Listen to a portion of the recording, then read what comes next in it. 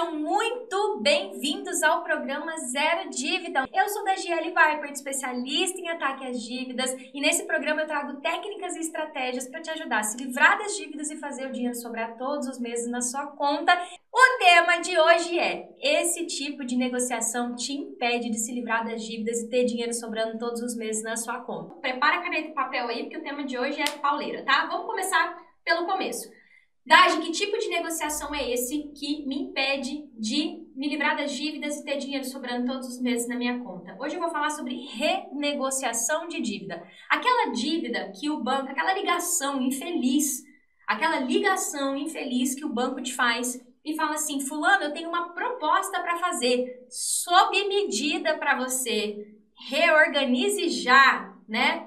Negocie já. Os nomes variam pra caramba, mas basicamente é quando o banco, lobo mau, veste a roupa de vovozinha e faz uma proposta para você e fala para você que ele vai juntar todas as suas dívidas numa parcela só e você só vai ficar com uma parcelinha para pagar todo mês. Ou até eles falam assim: olha, vamos lá, tô vendo aqui que você tá devendo cheque especial, cartão de crédito, que você tem um consignado, um empréstimo pessoal. Vamos fazer o seguinte, eu vou fazer um empréstimo para você e aí a gente quita tudo e você fica com uma parcela só. Então aqui entra o famoso juntar tudo numa parcela só. Esse tipo de negociação acontece com muita frequência, é mais comum em grandes bancos, é mais comum no amarelinho, no laranjinha. Laranjinha não é o Banco Inter não, tá? É o grandão aqui do Brasil, aquele que tem um negócio assim, ó, feito pra você. É mais comum no Santander, e aqui eu não tô falando mal de banco, então posso falar. É mais comum que ela basicamente é sempre apresentada para você como uma solução que é boa para você. E nessa aula de hoje eu vou discorrer para você o seguinte: é muito raro, escute isso que eu vou te falar, é muito raro que quando o banco aparece sorrindo, dizendo que tem uma proposta feita para você, que essa proposta seja boa para você. E não tô dizendo que os bancos são todos porcaria, não é isso. Como nós temos no universo de dívidas vários contextos de dívida, então você tem o cheque especial, que é um limite que a pessoa utilizou e paga juro todo mês. Você tem um cartão de crédito, que às vezes a pessoa já parcelou a fatura várias vezes, às vezes a pessoa pagou o mínimo. Você tem um empréstimo, que às vezes a pessoa já pagou 30 parcelas e faltam 10. Quando junta tudo num bolo só, muitas vezes, ao fazer esse refinanciamento, as dívidas que são colocadas no bolo, algumas delas já estão até pertinho de quitar, e a pessoa, na ansiedade de falar, putz, vai ficar tudo numa parcela só, aceita, mas se você for fazer conta mesmo, a negociação é boa só para o banco e não é para você. E qual é o problema disso? Na primeira vez que você faz, cara, a sensação de alívio, né? Eu fiz, então posso falar? A sensação de alívio é: nossa, consegui, agora eu vou conseguir pagar. Passa 60 dias, você percebe que essa parcela, que juntou tudo numa parcela só, não cabe no seu orçamento. Você começa a ter dificuldade de pagar. Então, é importante entender o que é esse tipo de negociação que na maioria das vezes, na maioria matadora das vezes, é boa só para o banco e não é para você. E aí, a gente vai aprofundar um pouquinho mais para vocês entenderem, tá? Existem vários tipos de renegociação de dívida. Esse tipo que eu tô falando é esse esqueminha que o banco faz de juntar todas as dívidas num crédito de reorganização. No Santander, se eu não me engano, chama crédito de reorganização. E aí fica com a suposta uma parcela só. Só que existem também outras modalidades. Como eu falei, existe a modalidade do banco te oferecer um empréstimo, foi o que aconteceu comigo, oferecer um empréstimo para você e falar assim: não, olha só, vamos juntar, aí você quita tudo e fica pagando uma parcela só.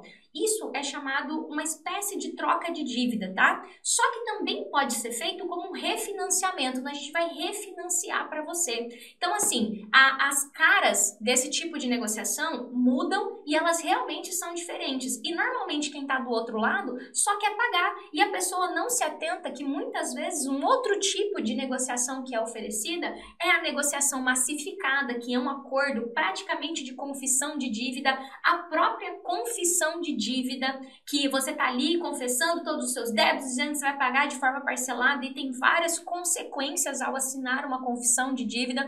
Então, para a gente começar a entender por que a boa parte dessas negociações te impedem de se livrar das dívidas e ter dinheiro sobrando todos os meses, a gente vai partir do princípio de entender que se eu não sei o que eu estou aceitando, se eu não sei o que eu estou assinando, talvez eu não devesse assinar. Talvez esse lobo mau tá com cara de... essa vovozinha tá com cara de lobo mau. Então, antes de você sonhar em assinar uma renegociação, em assinar uma confissão de dívida, em assinar um empréstimo para juntar todas as suas dívidas numa parcela só, o mínimo que você deve fazer é fazer conta. Se eu, da GL, que contadora, formada numa federal, contadora, aquela que devia saber fazer conta, gerente de banco há pelo menos 4 anos, que no momento que eu fiz esse refinanciamento, eu tinha 4 anos trabalhando no banco, eu, no desespero da minha dívida, querendo pagar meu aluguel de R$600, a minha conta estava estourada, eu não tinha condição de pagar o meu aluguel daquele mês, a minha luz. Eu cheguei no fundo do poço, na hora que eu vi aquele pop-up, assim, ó, pã, crédito parcelado era o nome do empréstimo. Faça um crédito parcelado e fique livre do negativo da conta. Cara, eu não fiz que R$1.800 vezes 48 vezes dava 89 mil. Meu Deus, eu era contadora, minha profissão, contadora. Eu trabalhava no banco há anos, atendendo gente todo dia, fazendo empréstimo todo dia na hora do desespero. As pessoas não fazem conta. Então, entenda, se você quer se livrar das dívidas, ter dinheiro sobrando todos os meses, quando você for para o ataque às dívidas, quando você for negociar suas dívidas, fazer conta é o óbvio que quase ninguém faz. Do tipo assim, peraí, deixa eu ver quanto que tá ficando isso. E todas as vezes que eu venho num vídeo, numa aula e falo, cara, você já multiplicou? Continha de padeiro, quanto você pegou emprestado? Quanto você já pagou para o banco e quanto ainda falta pagar? Tem um depoimento da Priscila que saiu hoje no meu Instagram, minha aluna, ela falando assim... Cara, eu não tinha feito conta que ainda faltava 60 e poucos mil para eu pagar aquele empréstimo. Então, entenda, esse tipo de renegociação, em geral, quando aparece na sua frente, é muito comum que você não faça conta. Então, isso é um erro que te impede de se livrar das dívidas. Antes de assinar qualquer coisa, de aceitar qualquer renegociação, você tem que, no mínimo, ler, que fazer conta. E se você não está confortável para aceitar, não aceitar. Porque, em geral, quando você aceita essas renegociações só pela pressão do gerente do banco, pela pressão de quem te ligou, pela pressão emocional que você tem de estar com problema financeiro, em geral, essa coisa te impede de se livrar das dívidas e te afunda cada vez mais na bola de neve da dívida. E por mais que a sua intenção seja boa, eu tô aqui para te mostrar esse erro, para que, a partir de agora, entendendo que isso é um erro, você não caia mais nesse tipo de armadilha, que só faz te manter preso nas dívidas. Fechou aí o pensamento de entender por que tem que fazer conta? E aí, quando eu trago isso aqui, eu quero avançar um pouquinho, porque aqui é um conhecimento provavelmente novo para a maior parte das pessoas. Aqui é que eu não vou conseguir mostrar para vocês, mas eu tô numa mesa, tá? Tô numa mesa, meu setup fica montado, eu tô olhando para uma câmera aqui. Existem 2 tipos de conversa. Aqui, eu tô falando para vocês e vocês estão me escutando. Só que aqui poderia ser o contrário. Poderia ser que tivesse 5 endividados aqui falando e eu estivesse ouvindo. Dade, o que isso tem a ver com a minha vida? Existem 2 tipos de negociação com o banco. Existe o tipo tradicional, que eu falo que é o tipo que não te ajuda a se livrar das dívidas, que é o banco sentar e te fazer a proposta, como eu tô aqui falando para você. O banco chega para você e fala, fulano, ó, a proposta é essa. E existe o outro tipo de negociação, que é o tipo de negociação que os meus alunos aprendem, que eu tô aqui falando para vocês qual é, que é quando troca de lugar da mesa e é o meu aluno que faz a proposta e não o banco. É o meu aluno que vai falar, olha, eu devo isso e proponho a pagar dessa forma. E quando você entende que provavelmente até você me conhecer, até você ver um vídeo meu, você talvez nunca cogitou que você pudesse formatar uma proposta de negociação para o banco, que você pudesse apresentar um plano de pagamento para o banco. Só que o endividado, ele sofre tanto, ele anda tão sozinho, ele não tem ninguém para falar com ele, ele não tem ninguém, o que ele tem? Um exército de atendente de cobrança, de gerente de banco, de um monte de gente bombardeando ele de proposta e ele lá só querendo se livrar das dívidas. Então eu entendo que talvez você já tenha assinado uma negociação assim, ou está na iminência de assinar uma negociação aqui, e eu quero trazer nesse tópico para você essa explicação de que quando foi que você esqueceu que você também tem voz? Que você não é a sua dívida, que você não é um filho da mãe porque você deveu, que assim como você, existem 60 milhões de pessoas que estão com dívidas e que o banco também quer receber e que você pode sim trocar de lugar com ele. E quando eu falo isso, é exatamente para você entender, cara, por que só o banco traz proposta para mim? Eu também posso levar, mas para fazer isso tem um caminho, tem metodologia, tem que entender do seu caso, tem que começar a fazer algo diferente. Quando eu trago aqui essa oportunidade de falar assim, opa, peraí, eu também posso fazer proposta para o banco, é porque talvez até hoje isso nem era uma possibilidade para você.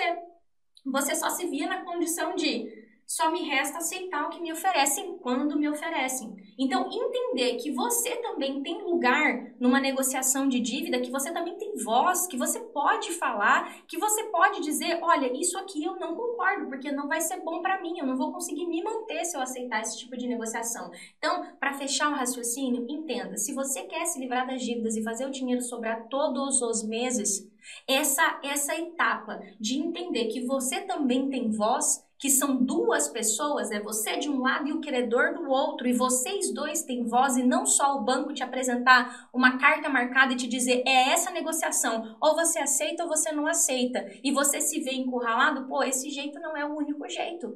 Na hora de assinar o contrato não era vocês dois, por que agora só ele pode falar? Entenda isso.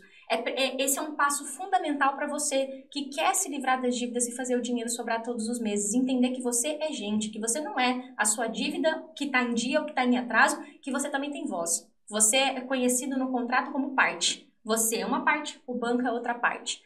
Entendendo isso, a gente vai para um outro caminho, que é falar assim, beleza, Dati, você está me dizendo que então que não é para eu renegociar. Você está dizendo então que é para eu não ligar e não... Não estou dizendo isso. Presta bastante atenção.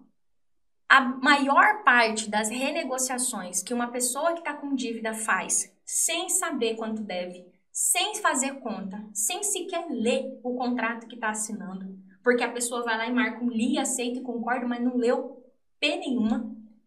A maioria dessas renegociações são feitas e as pessoas se afundam na dívida. Mas isso não significa que não possa existir uma renegociação boa, um refinanciamento bom, um empréstimo que você pode fazer para pagar uma outra dívida, não significa isso. Qual que é a diferença, então, de uma negociação boa e de uma negociação ruim? Quando você acata uma renegociação, faz um refinanciamento, uma confissão de dívida, qualquer tipo de coisa para juntar tudo suas dívidas numa parcela só, na pressão, sem saber o que você está fazendo, sem fazer conta, sem ter se preparado para isso, simplesmente para dizer um sim no telefone, dizer um sim para o gerente, sem se preparar, sem entender tudo isso, em geral a negociação é ruim. Mas eu não estou dizendo que você não possa fazer uma renegociação. Se num determinado momento você consegue uma renegociação que é boa para você, que não triplica a sua dívida, que tem uma taxa de juro decente, que não vai aumentar a sua dívida 3 vezes mais, 10 vezes mais, claro que existem essas renegociações. E sabe quando que boas renegociações são feitas? Quando a pessoa está preparada para uma negociação, quando ela entende da dívida dela, quando ela sabe do que ela está falando. E infelizmente, é por isso que eu estou aqui todos os dias, ou com um vídeo, com uma aula, com alguma coisa, infelizmente, 99% dos endividados não sabem nem quanto que pegaram emprestado e quanto que está devendo. Quando eu pergunto para a pessoa, cara, você ganha na loteria hoje, quanto que custa para quitar suas dívidas? A pessoa fala assim, não sei. As pessoas só sabem que ela paga tanto de parcela, que o dinheiro não sobra, que o cartão está atrasado, que parcelou a fatura. Então, essa etapa de ter clareza das suas dívidas, de saber quanto você deve, para quem que você deve, é empréstimo pessoal, é consignado, é com garantia no salário? Não é? É cartão de crédito? É financiamento com financeira? É parcelamento de loja? Entender as características da dívida. Pô, peraí, eu peguei tanto. É uma das primeiras etapas para você conseguir uma boa renegociação. Uma que seja boa para você e não só boa para o banco. E aí, quando você entende isso, eu quero descer um pouquinho mais para explicar para você um assunto que esses dias uma pessoa fez uma explicação sobre isso, né? Várias vezes, quando eu chego aqui num vídeo e falo que dívida não é tudo igual, dentro do mundo da Dage, isso é tão claro. Por quê? A Dage é educadora financeira, a Dage trabalha com isso. Então, dentro da minha cabeça, e eu vou ter que desmontar o meu cenário para usar isso aqui de exemplo para vocês. Eu vou pegar aqui, vocês vão ficar sem cenário um pouquinho, mas eu vou pegar uns livros aqui para a gente entender. Vou pegar uma coisa para fazer um exemplo prático para vocês, tá? Quando a gente fala que dívida não é tudo igual, é mais ou menos isso aqui. Tudo isso aqui chama livro, não é? Tudo isso aqui não é livro? Tudo isso aqui é livro. O que é isso aqui? Livro. Como quando você está devendo lá para o Banco do Brasil, tudo que você tem lá é dívida, certo? Agora vamos lá. Esse livro aqui é um livro de educação financeira para crianças. É um livro que tem, vamos ver, aproximadamente 150 páginas. Esse livro aqui é um livro de finanças, de educação financeira, que deve ter pelo menos uns 20 anos, que não é educação financeira para crianças. Esse livro tem muitos rabiscos e também tem 150 páginas. Esse livro aqui é um livro de finanças, de investimentos, que não tem nada a ver com esse livro aqui. Apesar até deles terem assuntos parecidos, mas eles são diferentes. Dage, na prática, né? O que você está querendo dizer isso com dívida? É tudo livro? É tudo livro. São iguais? Não são. Tem até o da Natália Arcuri aqui, tá? Então, assim, dívida tem assunto diferente. Não tem no livro assunto diferente? Não são 4 livros de assuntos diferentes? Dívida tem pelo menos o tipo, é com garantia ou é sem garantia? É tabela price ou é tabela saque? Qual é a taxa de juros? É 1%? É 2% ao mês? É 4% ao mês? Cara, essa taxa de juros, ela está muito acima do que é a taxa média praticada, né, pelo Banco Central? Cara, essa dívida está no começo, no meio ou no final? Ou seja, né, esse livro, eu já li ele inteiro, esse aqui não. Ou seja, num bolo de 4 livros, não é tudo livro, assim como dívida não é tudo igual. Trazendo esse exemplo aqui, eu quis tentar exemplificar para você que dívida não é tudo igual, assim como livro não é tudo livro. Como cada livro tem uma característica própria, assim como a dívida. A dívida do João não vai ser igual à dívida da Maria. Então, como é que eu posso dizer que um reorganize de dívida vai ser bom para Maria e para o João, sendo que às vezes a Maria já está quase acabando de pagar, está faltando só um pouco de parcela, está faltando metade do contrato, mas a outra metade que a Maria pagou só tinha juro. Ou seja, o banco vai lá e vai refinanciar aquela dívida que Maria praticamente já tinha pagado. Então, quando eu falo que uma renegociação de dívida te impede de se livrar das dívidas e fazer o dinheiro sobrar todos os meses, é porque acontece muito e com muita frequência das pessoas pegarem um bolo de dívida, eu estou fazendo exemplo do livro aqui, botar tudo no mesmo bolo e sabe o que acontece? O que era 4 dívidas virou uma dívida só, mas aqui deve ter 400 páginas de livro, né? Quando a pessoa juntou tudo, virou 1000 páginas, ou seja, a dívida triplica.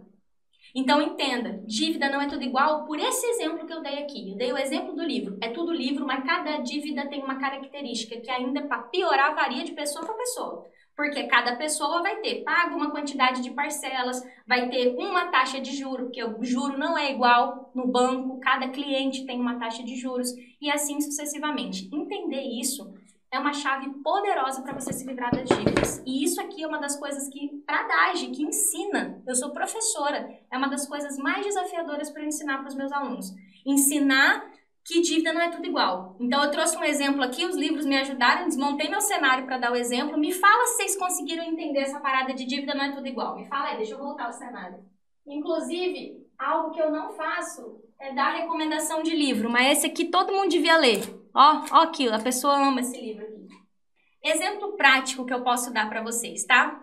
Tem duas alunas, acho que a Franciane é uma das que mais me marca com relação a isso, por quê? Quando ela estava na jornada para se livrar das dívidas e fazer o dinheiro sobrar todos os meses, o gerente dela era uma figura, né? E ele um dia ligou para ela e falou assim, não, eu tenho uma oportunidade aqui, ó, irresistível para você. Porque se você aceitar isso aqui que eu tô te falando, desse jeito que eu tô te falando, o que a gente vai fazer? Você vai pagar por mês R$1.400. Pensa, você estava devendo 2.000 e pouco de parcela, agora você vai pagar 1.400. Em quantas vezes? Cara, dá para fazer em 96 de 1.400. Eu lembro que quando eu tava no escritório nesse dia, e aí eu peguei e comecei a riscar. Ela tava no telefone, Dagi, o gerente me ligou, não sei o que lá. Eu falei assim, velho, você já fez a conta de quanto é 96 vezes de R$ 1.400? Aí ela falou assim, não, eu só tava preocupada em pagar. Então, assim, muitas vezes, e dando esse exemplo para vocês, o banco chegou a oferecer para ela quitar essa dívida por R$ 100.000.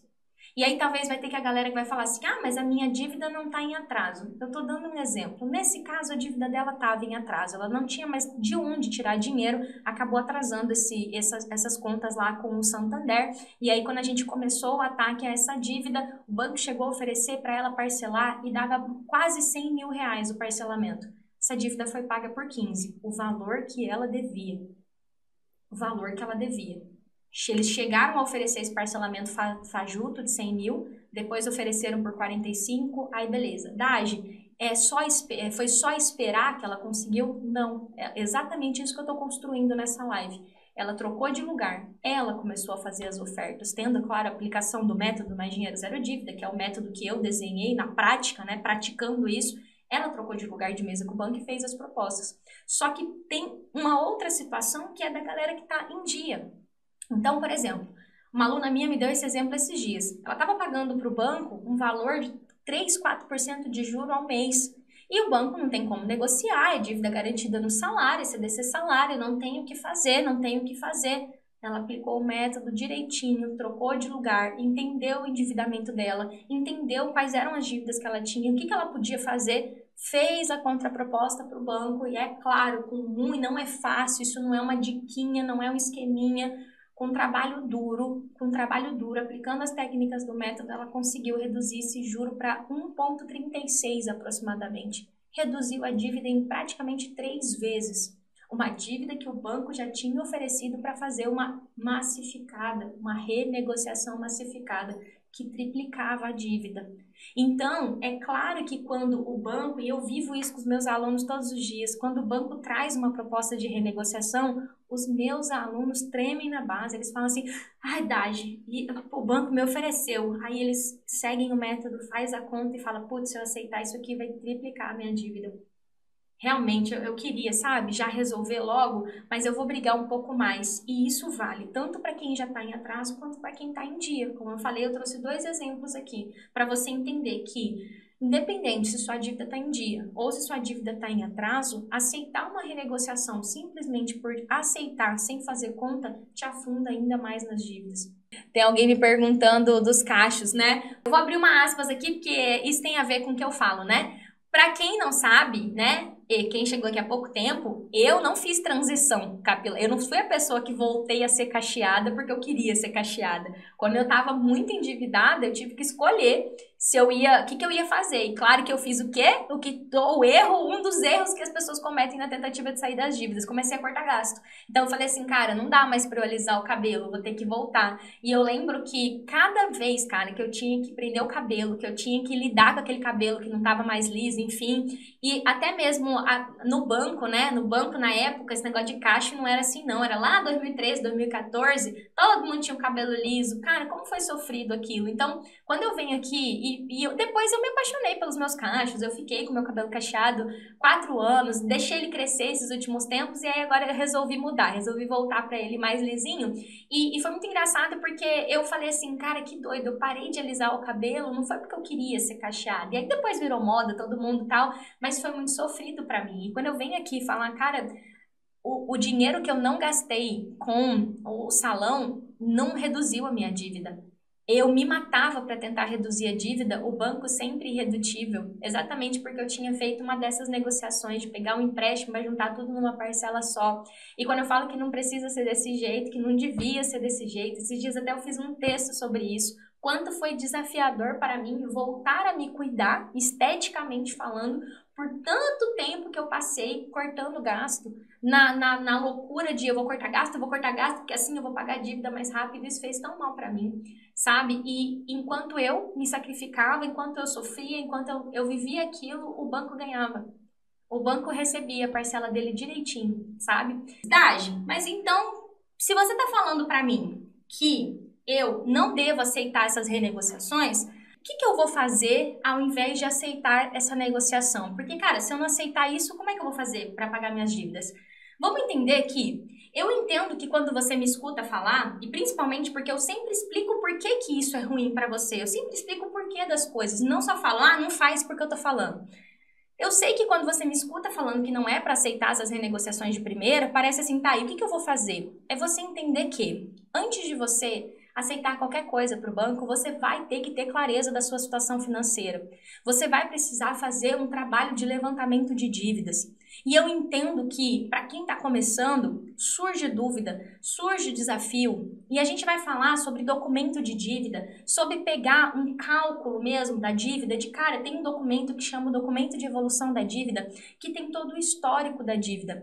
E esse caminho de levantamento de dívidas, ele não é fácil.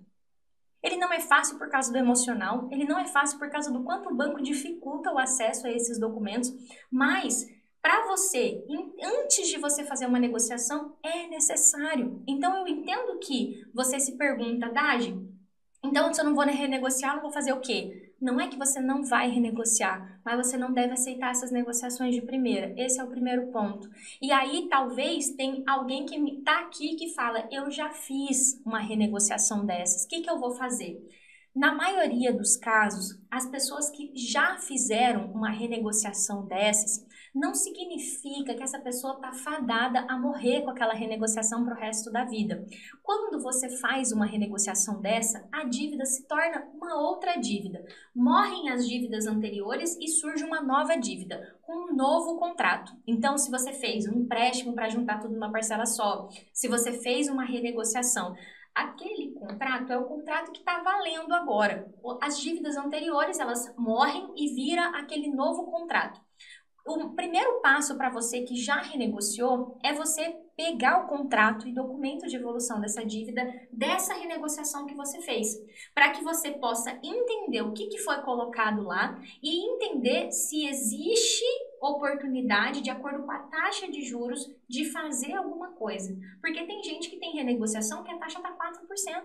E aí, com certeza, tem como reduzir. Tem algumas pessoas que conseguiram uma renegociação com um juro mais baixo. E aí, o próximo passo dela vai ser entender, será que eu consigo pagar isso mais rápido para que eu consiga reduzir o juro? Mas não tem como eu falar que alguém vai conseguir pagar uma dívida mais rápido sem, primeiro de tudo, entender quanto que a pessoa ganha, se ela consegue, de repente, fazer um refinanciamento para diminuir um pouco o prazo. E aí entra coisa de cada caso. Mas mesmo que você já tenha feito, por mais que você já tenha feito, ter o contrato e o documento da evolução da dívida dessa renegociação que você fez vai te ajudar a, pela primeira vez, ler e fazer conta daquilo que você contratou. E já ter feito uma renegociação não é uma condenação de que você precisa morrer pagando aquela dívida daquele jeito e daquele valor. Seria ótimo que você não tivesse feito? Seria, mas se já fez, agora é daqui para frente, é pegar esse contrato que você assinou de renegociação e olhar para ele e buscar ali nele, na taxa de juros, no prazo, a oportunidade, de repente, de uma troca de dívida, de uma redução de prazo, de rever aquela dívida, como eu já falei que muitos alunos meus já conseguiram, que é repactuar aquela renegociação. É renegociar, só que agora trocando de lado. A pessoa que é dona da dívida que vai propor a negociação e não o banco. Isso não é um processo fácil. Não é um processo fácil, nem é um processo que eu consigo ensinar aqui num vídeo de 1 hora. É um processo realmente trabalhoso porque vai envolver estruturar o seu caso e começar a fazer essa proposta para o banco e, em geral, não é o gerente que aprecia isso, é nível Banco Central, nível Procon, realmente para que consiga ser ouvido pelo banco. Mas é possível. É possível. Dentro do meu método, eu faço isso passo a passo junto com os meus alunos. Por quê? É trabalhoso. Mas é possível. E eu não posso deixar de vir aqui dizer que é possível. E aí, o lance que, em geral, também acontece com vocês é o gerente traz para mim. O gerente trouxe idade. Eu fui lá no gerente conversar com ele e ele me apresentou essa proposta. E agora há pouco eu falei sobre a questão de mudar o lado da mesa, de você sair desse lado e ir para o outro lado. O gerente, o nível de permissão que ele tem para fazer uma proposta para você é quase zero. E eu falo isso do lugar de quem foi gerente. Eu fui gerente durante 8 anos no banco. Então, eu sei que eu não tinha poder de fazer uma boa proposta. Que sempre que eu precisava de uma boa proposta, que eu tinha um cliente que brigava para ter uma boa renegociação, eu tinha que subir para São Paulo, eu tinha que mandar para as áreas, eu não conseguia fazer isso dentro da agência. Então, existe uma coisa que eu falo muito aqui e não é para diminuir gerente de banco, mas é para que vocês entendam que o banco, o gerente que fica ali localmente ou até mesmo aquele que te liga, são as pessoas da ponta, são os primeiros níveis de atendimento e o banco jamais deixaria na mão do gerente o poder para diminuir o lucro dele. Porque quando eu falo que é possível você se livrar das dívidas e ter dinheiro sobrando todos os meses, eu estou dizendo em contrapartida que você vai parar de pagar tanto juro para o banco, que você não vai ser mais a pessoa que nutre o banco, que você vai ter talvez um financiamento de casa, um financiamento de carro, vai comprar seu material de construção parcelado no cartão, mas com juros justos, com uma coisa que é dentro da média, que não é um juro 3, 4, 5 vezes maior do que deveria ser. Só que todos vocês que me acompanham, que veem meus vídeos, tem um vício muito grande que o próprio sistema faz viciar vocês nisso, na figura da autoridade do gerente, que coloca o gerente como a pessoa mais poderosa do banco, sendo que o pobre coitado do gerente não tem poder para fazer nada. E eu não estou falando isso de forma teórica. Eu trabalhei lá, eu não tinha poder nem para estornar uma tarifa para um cliente. E aí você fala, opa, peraí, então o gerente não vai me trazer. E aí é muito engraçado que uma pessoa colocou num comentário, né, pra mim. Ah, se não é o gerente, quem é? Você fala das hierarquias, mas é quem? Quando eu falo que é possível, mas não é fácil, que não é assim um estalar de dedo, que existe um caminho, é que uma proposta de renegociação, para que ela seja aceita, ela vai ter sim que, como eu falei, ser escalonada para outros níveis. E aqui tem pelo menos 2 aliados que eu trago sempre, que é o Banco Central e o Procon, mas que tem forma de fazer isso, que a forma de fazer isso vai depender do seu caso, vai depender de qual é o juro que o banco cobrou de você. Por isso que entender as suas dívidas, no caso dessa pessoa que já tentou renegociar e só apresentam para ela essas renegociações furadas, antes dela pensar em pedir alguma coisa, vai ter que fazer um levantamento de dívida, que não é só anotar a dívida no papel, é ter contrato e documento de evolução da dívida. Então, todas as vezes que a tua cabeça pensar assim, ah, mas se eu não aceitar essa renegociação, tal coisa, é você sempre lembrar que quem é que está lutando por você nessa parada? O gerente do banco vai estar lutando por você? O atendente do 0800 vai estar lutando por você? Ele está batalhando ali para manter o emprego dele. É para isso que ele está batalhando. É você entender, cara, eu não preciso ter pressa, eu só vou fazer isso quando eu estiver seguro. Seguro de que isso é bom para mim e seguro de que eu vou conseguir pagar. E aí, quando eu falo disso para as pessoas, tem uma coisa que é muito forte que eu percebo aqui, que as pessoas têm o hábito, e é um hábito mesmo, de li, aceito e concordo, mas eu não li nada. Então, em geral, o erro mais comum que as pessoas cometem na hora de fazer uma negociação é não ler as coisas. Não ler na hora que vai contratar, não ler na hora que vai renegociar. E aqui eu quero até perguntar para você que está vendo esse vídeo agora. Você leu o contrato de abertura de conta da sua conta corrente? Você leu o contrato de adesão, o termo de adesão do cartão de crédito? Você leu aquele termo enorme que aparece muitas vezes antes de você fazer uma compra online? Seja honesto comigo e com você. Eu vendo coisas. Quando meu aluno entra no meu curso, a primeira coisa que eu falo para ele é: você leu o contrato do curso? Menino, nem vi. Aí eu falo: tava lá na página, mas já que você não leu, inclusive isso é uma das aulas do meu curso, eu falo: ó, aqui vai o primeiro ensinamento, você precisa guardar esse contrato, que é nosso contrato, é meu contrato, eu da GL Escola com você, aluno.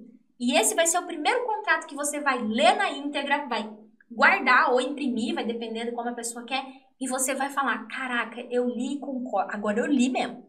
Eu li e concordo, porque meu curso tem garantia, né? Então eu falo para os meus alunos: ó, você tem 15 dias para ler esse contrato e falar assim: ó, não quero fazer esse contrato com você, da GL.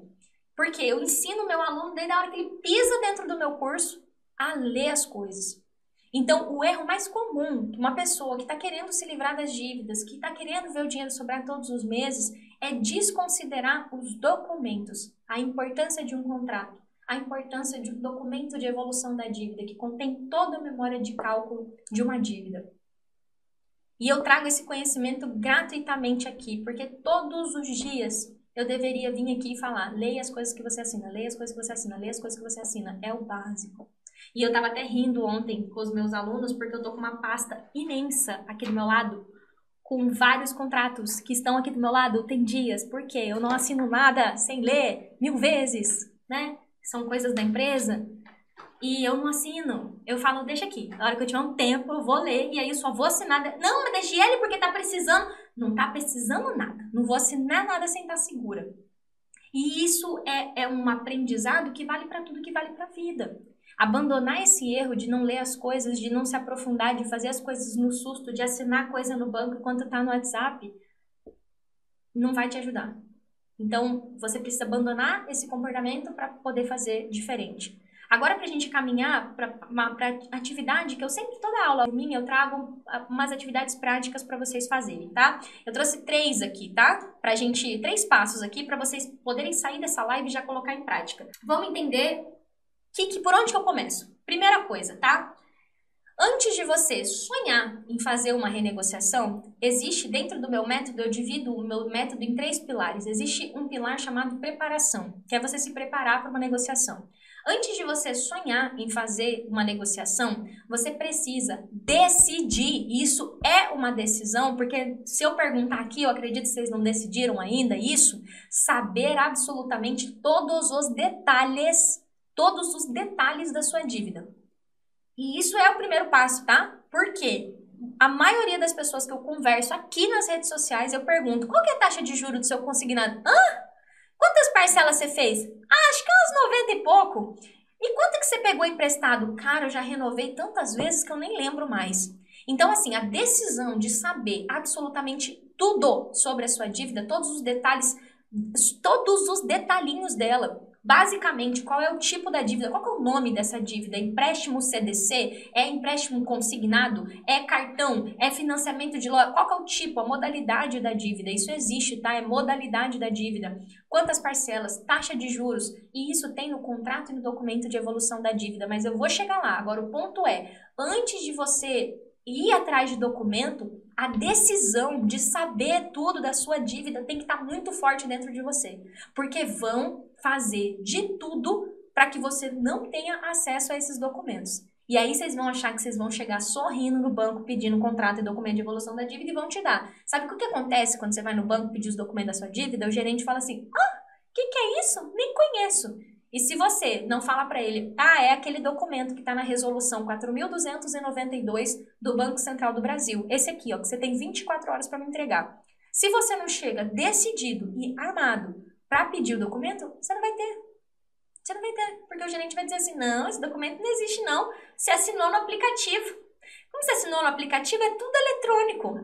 Vá, entendeu? E aí, em geral, as pessoas viram as costas e vão embora. Então, a decisão de saber absolutamente tudo sobre a sua dívida vai te impedir de cair numa furada, de sair renegociando essa dívida sem nem saber se isso é bom para você ou se é bom para o banco. Então, para uma pessoa que quer se livrar das dívidas e ter dinheiro sobrando todos os meses, saber cada detalhe das dívidas que tem é um passo fundamental, que sem ele não tem sucesso numa negociação. É o que eu chamo, dentro do meu método, de etapa de preparação para a negociação.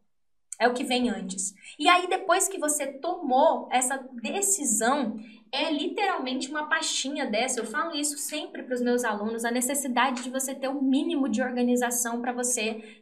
No caso, a minha pastinha não está tão organizada assim, porque tem até uma receita de óculos aqui.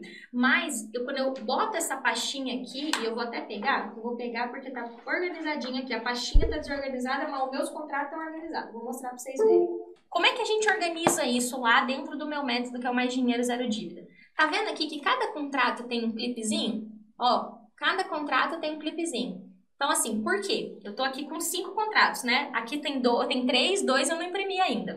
Então, assim, ó, eu sei cada dívida, o contrato e o documento de evolução da dívida. E é assim que eu ensino os meus alunos a separarem. Cada dívida que eu tenho tem um contrato, que é chamado de fato gerador de uma dívida, um contrato. E tem um extrato, que é chamado de documento de evolução da dívida, que contém todas as informações da dívida. Então, ter essa organização básica aqui das dívidas antes de ir para uma negociação, olha a diferença. Imagina se eu chegasse no banco, sentasse, né? Isso aí tem uma aula no meu curso onde eu falo disso, de postura para negociar. Sentasse, jogasse na cadeira, mexesse no cabelo, nesse celular. Então, José, peraí só um pouquinho. Então, José, eu tô com uma dívida aí, José, e tá puxado, né? Tem como tá renegociando, será? Oi, mãe, seguinte, às 4 horas tô passando aí pra buscar o Joãozinho. Então, tem como? E ó, eu trabalhei no banco 8 anos, as pessoas fazem isso, tá? Agora, a outra coisa. Eu chegar no banco com uma pastinha, tipo essa aqui, que pode ser uma pastinha dessa aqui, ó. Pastinha em L, custa R$1 isso aqui na papelaria. Ser com os contratos todos organizados e falar assim, olha, então, eu vim aqui porque eu quero, né, conversar sobre essas dívidas aqui. E aí, eu falo sempre que ir no banco, né, não te ajuda a negociar uma dívida. Mas a primeira etapa para uma negociação começar, depois que você tem todos os documentos da sua dívida, infelizmente, eu falo sempre isso para os meus alunos, infelizmente, é ir na P da agência. Tem que ir. Por quê? Você vai gerar uma prova de que você foi lá. Mas fazer isso sem técnica, se eu falar para você, vai lá no banco sem ter contrato e documento de evolução da dívida, eu vou arrumar um problema para sua cabeça. Então, eu não vou vir aqui na internet e falar para você, não, vai lá conversar com o gerente. Isso é um erro. Agora, a partir do momento que você começou a ter todos os documentos da sua dívida, igual tá aqui, ó, contrato, clipe, tudo separadinho. Os meus alunos têm uma pasta com todos os documentos deles. É uma etapa que é indispensável. Sábado agora eu tenho uma atividade, uma imersão com os meus alunos, mão na massa, que eu faço junto com eles, e eu vou querer que eles levantem. Cadê a pasta de vocês? Né? Pode ser eletrônica, mas eu não gosto. Eu prefiro que realmente tenha o papel, que é para quem tiver opção de papel, é realmente para pegar o papel, pelo menos ali para anotar, rabiscar. O material deles é impresso, eu bato o pé com eles e falo, imprime, por quê? Você precisa ter material, então você fica só assim, é dívida, é dívida, é dívida. Então, de forma prática, depois que você decidiu ter os documentos, você vai brigar até você conseguir o contrato e documento de evolução da sua dívida, dos seus empréstimos, principalmente dos seus empréstimos. Porque ali você vai ter as informações, literalmente, de qual que é o valor da sua dívida, tudo. De cartão de crédito e de conta, ter uma fatura que tem ali pelo menos o limite do cartão quando você contratou, aí realmente são os documentos de cada dívida, mas dos empréstimos tem que ter o contrato e documento de evolução da dívida, tá? Então, esse é um passo 2 que eu trouxe aqui para nossa live de hoje. Escreve, eu vou colocar aqui para vocês, ó, a resolução que obriga o banco a dar o documento de evolução da dívida é a 4.292. É a resolução da portabilidade de dívida. Por quê? Não existe uma lei que obrigue o banco a dar o documento, né? E para que você consiga esse documento com mais facilidades, foi uma técnica que eu desenvolvi, você fala que você quer de acordo com a resolução da portabilidade, porque o banco é obrigado a fornecer e a resolução diz que o banco tem até 24 horas úteis. Então, quando você vai no banco pegar o documento de evolução da dívida, o correto é você falar, olha, você tem certeza que não tem como, mas tem essa resolução do Banco Central. Se eu pedir lá no Banco Central, você me dá? E aí, em geral, vão te dar esse documento. Se não derem, aí realmente é pedir ajuda do Banco Central para conseguir, porque você precisa ter as informações da sua dívida. Ele é um documento que para cada banco tem uma cara, né? Mas todos eles vão ter, lá na própria resolução, tá dizendo tudo que tem que ter num documento de evolução da dívida, tá? E aí, quando você tá com os documentos e tá começando ali a vir as propostas de renegociação, ou você quer ir atrás de uma proposta de renegociação, lembra que eu brinquei com vocês que eu tava cheia de contrato aqui? Eu vou tentar usar os meus próprios contratos aqui para dar um exemplo para vocês. Eu tô com 3 contratos aqui, ó. Um é de um tipo, outro é de outro, outra de outro. Aqui tem um contrato social, um contrato com aluno e um contrato de uso de imagem. Tem 3 contratos aqui, né? São contratos totalmente distintos. Separar as suas dívidas por tipo é o seu terceiro passo. Já tá com os documentos na mão? Aí você consegue botar, ó, aqui estão todos os consignados. Esse aqui são CDCs. Então pronto, já separa. E por que eu tô falando isso? O CDC, que é o empréstimo sem garantia, aquele que você pegou 10 mil para parcelar em 48 vezes, você vai ver que a conta que você vai ter que fazer ali é, cara, quanto que eu peguei emprestado e quanto eu já paguei? É diferente da conta do consignado, que por ser um tipo de empréstimo diferente, a conta que você tem que fazer nele é, cara, qual que é a taxa de juro desse consignado, qual foi o prazo que eu fiz. Já são duas métricas diferentes. Todos eles vão ter essa informação, mas quando você separa crédito pessoal de consignado, você já consegue visualizar que, caraca, o crédito pessoal é muito mais caro que o consignado. O juro dele é muito mais alto. Aí, se você, sabendo disso, você já vai falar assim, opa, peraí, esses dois contratos aqui, se eu continuar pagando eles do jeito que tá, aqui falta tanto para pagar, aqui falta tanto para pagar. Cara, nessa renegociação, se eu aceitar isso aqui, triplica. E é esse entendimento que só vem com papel e conta. Chato de fazer? Insuportável, mas que tem que fazer. Então, se aqui, colocando em miúdos o que eu falei agora, num passo prático, eu chamo isso de mapa de quitação de dívidas. Para você que quer se livrar das dívidas, fazer o dinheiro sobrar todos os meses, antes de sonhar em fazer uma renegociação, você precisa ter o que eu chamo de visão de helicóptero. Eu aprendi isso com uma chefe minha, ela falava visão de helicóptero, é você olhar de cima e falar, ó, eu tenho um crédito pessoal, eu tenho um consignado e eles têm taxas diferentes e eu chamo isso de você dominar as suas dívidas. Por quê? Tem a minha colega Lu, que é da Domine Suas Finanças, e é praticamente o que ela fala, é dominar ali a sua dívida. Por quê? Você vai ter que entender, cara, é um crédito pessoal e é um consignado. A taxa é diferente, logo eles estão em posições diferentes. E aqui eu literalmente faço posição diferente. E para não ficar complexo demais, que dá de empolga quando começa a falar de mapa de quitação de dívidas, é você separar as dívidas por tipo. Você pode separar por banco e por tipo, para que você comece a entender taxa de juro, prazo, é tabela price, é tabela saque, é decrescente, é crescente, e isso só é possível com os documentos da dívida. Os meus alunos aqui, uma atividade mandatória que eles têm é fazer essa organização. E todas as vezes, galera, que eu entro ao vivo, eu tenho que lembrar que quem está aqui me assistindo está começando agora. Então, assim, os meus alunos são aquelas pessoas que falaram assim, ó, Dagi, eu quero sua ajuda, eu quero ter acesso ao método, passo a passo, tudo organizadinho, e elas compram meu curso. Vocês vão ter a oportunidade de ser meu aluno em algum momento, vai surgir. Mas, para quem tá aqui, eu tô falando com quem tá começando, tá decidindo começar a fazer, tá começando a entender. Então, eu não posso trazer um nível de complexidade para vocês que muitas vezes vai só confundir a cabeça de vocês. Então, quando eu entro aqui ao vivo, minha meta sempre é trazer uma coisa que eles consigam sair daqui e aplicar. O mapa de quitação de dívidas, você preparar a documentação para montar ele, é uma das coisas que eu mais insisto com os meus alunos. E muitas vezes a gente escuta as coisas, mas não quer entender.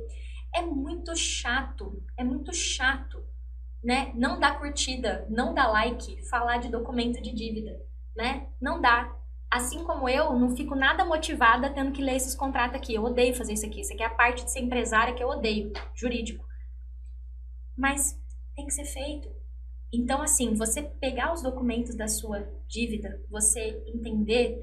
Então, assim, o contrato e o documento de evolução da dívida é ponto de partida. Então, é o passo 1 que eu trouxe aqui, a decisão de saber tudo da dívida. Passo 2, pegar o contrato em ABED com base na resolução 4.292. E o passo 3, separar as dívidas. Começar a ter visão de helicóptero das suas dívidas.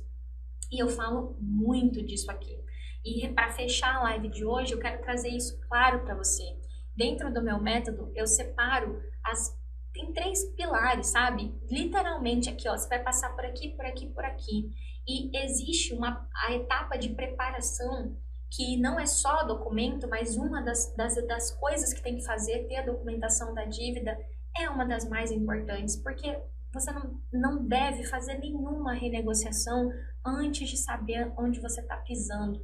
E é desconfortável saber tudo, juntar esses documentos, dá trabalho, como eu falei, se eu quisesse like, curtida nesse Instagram, eu tava fazendo outra coisa, eu tava fazendo reels. 5 coisas que você precisa saber da sua dívida. Desculpa quem faz reels, às vezes eu sou meio debochada aqui, mas é porque não é isso que vai levar vocês pro próximo passo. E eu sempre falo que eu tô procurando gente comprometida. Né? Os meus alunos entram no nível de ação praticamente todos os dias, estão comigo toda semana, está comprometido. Eu tô o tempo inteiro falando pra eles, eu tô procurando gente comprometida, que vai chegar aqui e vai falar, cara, eu me livrei de todas as dívidas, mesmo ganhando pouco, mesmo estando com muita dívida, mesmo devendo muito, mesmo devendo, já tá com o nome Serasa, não, minhas dívidas estavam em dia e eu consegui. Por quê? Não é fácil mesmo, não. Não é fácil mesmo, não. Não é fácil. É simples, né? Com passo a passo pode ser simples. O que eu procuro fazer aqui, estando aqui ao vivo com vocês, é sempre mostrar que, pô, existe sim um caminho. Existe sim um caminho. Começa a caminhar. Eu sou muito feliz e grata por todos vocês que me acompanham, né? A gente bateu 15 mil inscritos no YouTube ontem, fiquei super feliz, inclusive. Sou muito grata por vocês estarem aqui, mas eu também sou muito transparente com todos vocês de falar assim, olha, o que a gente faz aqui nas redes sociais é exatamente para levar isso para o maior número de pessoas possíveis, porque tem muita gente que nem sabe o que deve, que é o que eu tô falando aqui, que aceita essas renegociações sem nem pensar. Então, a mensagem principal da aula de hoje é que vocês saiam daqui e da próxima vez que o banco ligar para vocês, vocês entendam que, pô, eu não posso achar que isso aqui é bom para mim de cara, sem saber de fato o que está aqui. Eu sempre trago uma coisa que eu vejo que as pessoas erram na tentativa de acertar. Que elas estão tentando acertar, mas acabam enfiando o pé pelas mãos por não se prepararem antes. E aí eu queria ouvir de vocês se a live de hoje foi útil, se ela ajudou. Me contem aí, queria saber. E se eu já fiz a negociação e não consegui pagar? Como eu falei aqui durante a live, tá? Eu falei para vocês que quem já renegociou não está fadado a aceitar essa renegociação para o resto da vida. E assim como eu dei a atividade aqui de pegar o contrato e documentos da evolução da dívida, para você que já renegociou e quebrou a renegociação, que é o que normalmente acontece, as pessoas não conseguirem pagar a renegociação, você entender se aquela renegociação, o contrato dela foi ele que ficou vigente, ou se o contrato foi rompido e voltou à dívida anterior.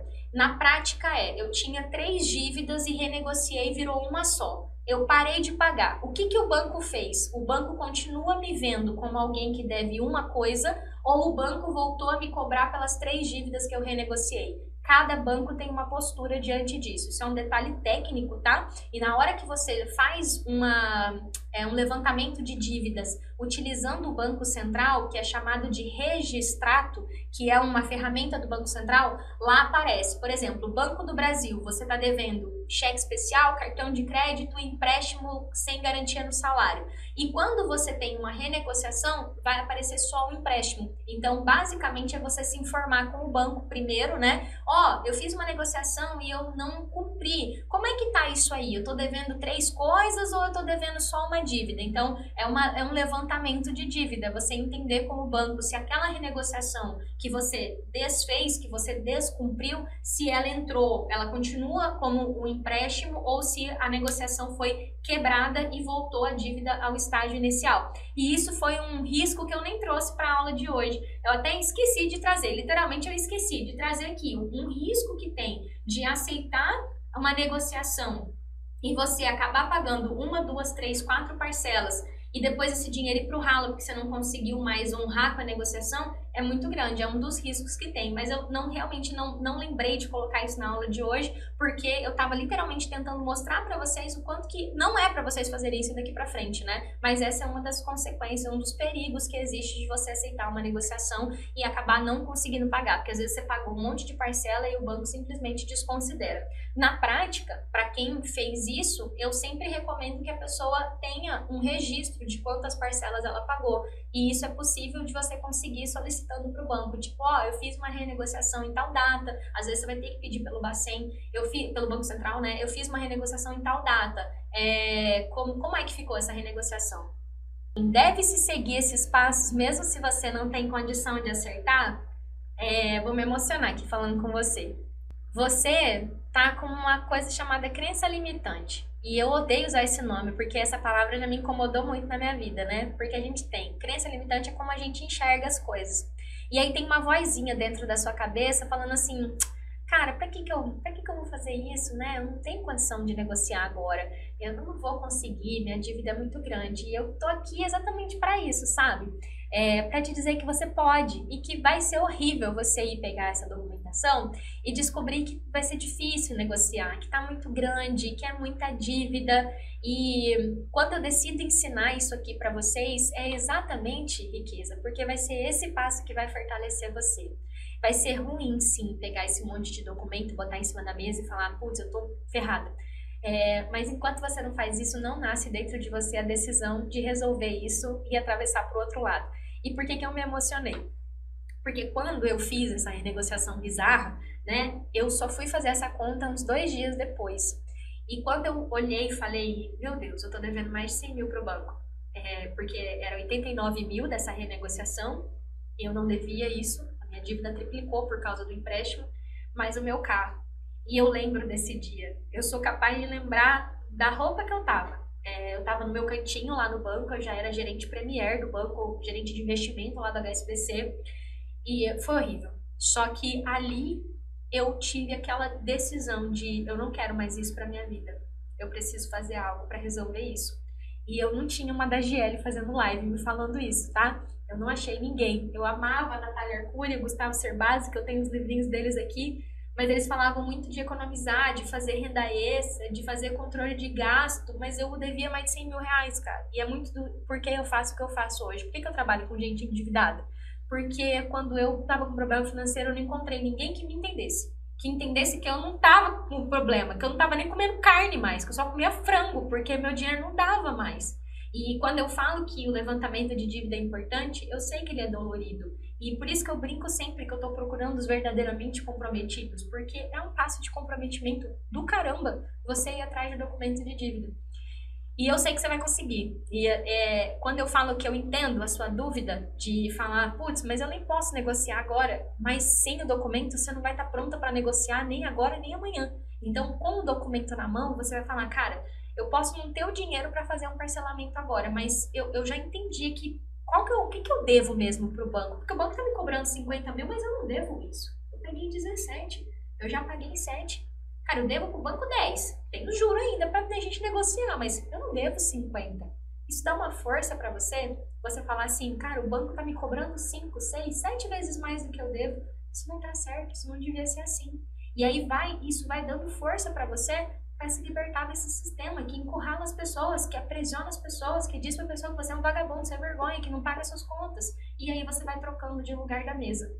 E por isso que eu falo que para mim o auge da vida dos meus alunos, o meu sonho para todos eles, se tiver algum aluno aí, saibam que esse é meu sonho para vocês, é vocês virem aqui dar uma entrevista para mim. Porque aí vocês trocaram de lado. É vocês aqui ajudando outras pessoas que estão começando. Então, quando eu falo muito para os meus alunos, eu quero vocês livres de dívida, porque aí vocês vão trocar de lado, vocês vão sair do lugar de aluno e vão entrar no lugar de praticamente professor, de falar, eu já fui endividado. E um dos meus maiores desafios na vida, e eu falo que foi na vida, foi assumir para muitas pessoas que eu tinha dívida. Isso foi muito difícil, eu demorei 2 anos, eu comecei na internet em 2017. Eu fui falar que eu tinha dívida para alguém em 2019, na primeira turma do Mais Dinheiro Zero Dívida, que foi presencial aqui em Cuiabá. Tinha 50 pessoas numa sala e eu falei, eu vou contar pra vocês, eu já fui endividada. E foi uma das coisas mais difíceis, todas as vezes, até que fui pra internet mesmo, e lembro que eu gravei a primeira vez a minha história, contando quem eu era, tudo que eu tinha passado. Então, assim, eu achei que a conquista de um endividado era ele deixar de ser endividado e parar para começar a ser uma pessoa que investia. E hoje eu tenho certeza que a paz do endividado é ele se ver livre da dívida para ele poder fazer o que ele quiser da vida dele. Se ele quer investir, se ele quer abrir uma empresa como eu quis abrir, se ele quer ajudar outras pessoas a sair da dívida, se ele quer continuar na vida dele do jeito que ele quer, você se livrar da dívida e ter dinheiro sobrando para você fazer o que você quiser. Eu não sei se você vai querer investir, eu não sei se você vai querer viajar com sua família todo mês, eu não sei se você vai querer pedir iFood pra caramba, eu não sei o que você vai querer fazer, você vai querer mudar o cabelo, eu não sei, você vai querer ir no salão mais vezes, eu não sei. Mas é você ser livre para você fazer o que você quiser, porque quando a gente tá preso em dívida, a gente não tem essa liberdade. E eu sei, porque eu já tive aí do outro lado. Então, faz isso mesmo que você não tenha como negociar agora, porque fazendo isso você vai descobrir que você não precisa de dinheiro para negociar. E eu vou fazer uma live sobre isso, inclusive, daqui a uns dias. Eu faço conteúdo aqui na internet para que vocês possam começar. E as pessoas que querem ter o meu acompanhamento e o acompanhamento da minha equipe se tornam alunos do método Mais Dinheiro Zero Dívida. Daj, eu ainda não tenho como entrar no curso agora, tal. Eu falo muito disso na semana Mais Dinheiro Zero Dívida. Mas, para você que ainda não é aluno, que não é aluna, seu exercício é fazer as mini atividades que eu trago aqui nas aulas ao vivo, e tem muita aula no YouTube sobre muito assunto. Aí você vai começando. Daj, dá pra se livrar das dívidas e fazer o dinheiro sobrar só com o seu conteúdo gratuito? Eu sempre falo, cada pessoa vai saber quanto tempo ela tem para assistir os vídeos. Tem mais de 2.000 vídeos já no YouTube, aqui no Instagram tem mais de 3.000 posts. Então, assim, é literalmente o esforço de cada um. Para quem quer ir rápido, quer ir acompanhado, quer seguir uma metodologia, se torna aluno. Mas até lá, tem muita aula no YouTube. Muita aula no YouTube mesmo. Tem as aulas onde eu falo sobre cartão, sobre consignado, sobre várias coisas. E quem quer entrar em contato com a nossa equipe, manda um direct ou deixa um comentário. E a gente tem também um e-mail, que é contato@daglvipert.com.br. Mas eu falo que às vezes é até mais rápido você mandar um direct, que aí a equipe vê e manda. Não sou eu que vejo, mas é muito direct, então a minha equipe que atende, mas aí direciona vocês, encaminha uma aula para vocês. Turma, eu gostei da live de hoje, obrigada por vocês estarem aqui. Espero que vocês vão firmes para executar as atividades que eu trouxe hoje, tá?